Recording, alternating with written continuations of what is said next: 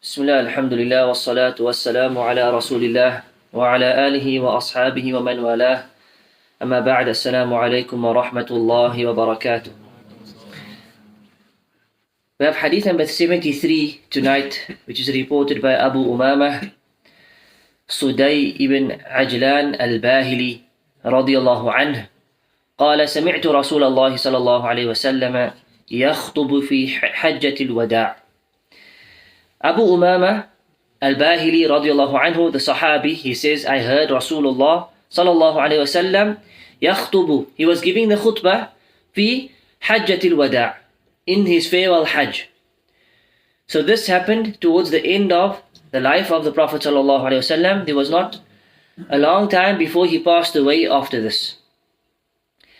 And in this khutbah, in this sermon, he said, فَقَالَ اتَّقُوا اللَّهَ وَصَلُّوا خَمْسَكُمْ وَصُومُوا شَهْرَكُمْ وَأَدُّوا زَكَاةَ أَمْوَالِكُمْ وَأَطِيعُوا أُمَرَاءَكُمْ تَدْخُلُوا جَنَّةَ رَبِّكُمْ.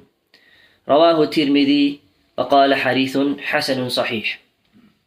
The hadith says that the Prophet ﷺ said in this khutbah, اتَّقُوا اللَّهَ, fear Allah Azza wa Jal, have the taqwa of Allah.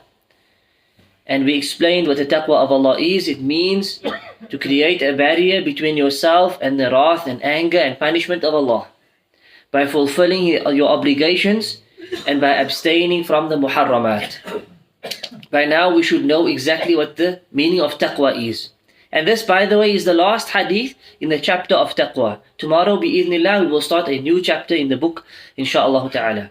So the hadith says, he said, or the Prophet ﷺ said, ittaqullah. Firstly, number one, have the taqwa of Allah, and then wasallu khamsakum.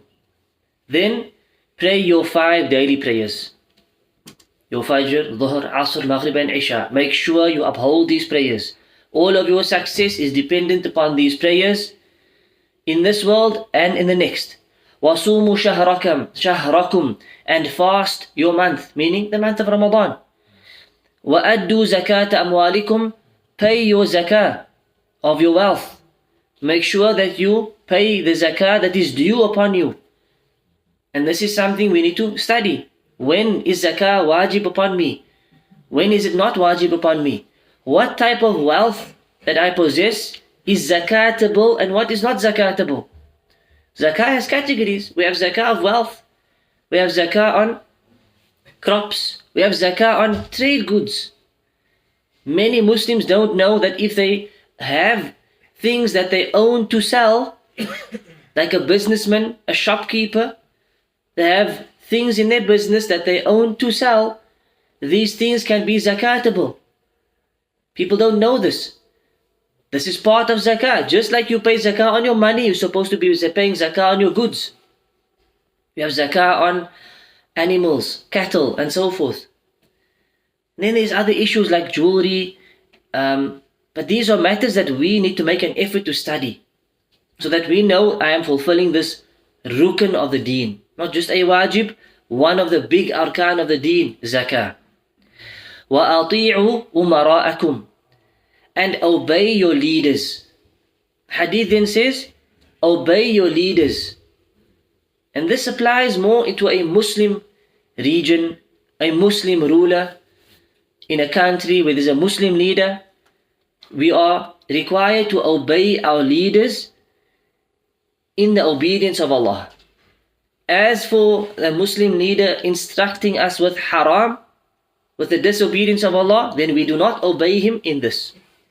They will not be obeyed in these type of matters.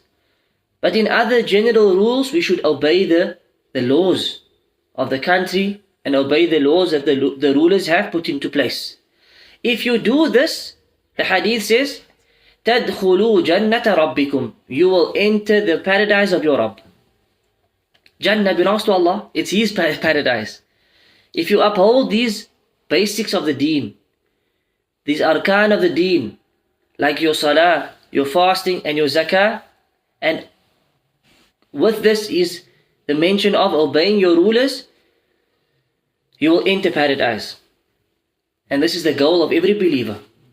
This is the goal of every Muslim. Ultimately, this is our goal. But take note the Prophet ﷺ mentioned these points, what was the first point he mentioned? Before the rulers, before zakah, before fasting Ramadan, before salah, he said what? Ittaqullah. Number one is to have the taqwa of Allah. When you have the taqwa of Allah, everything else will fall into place.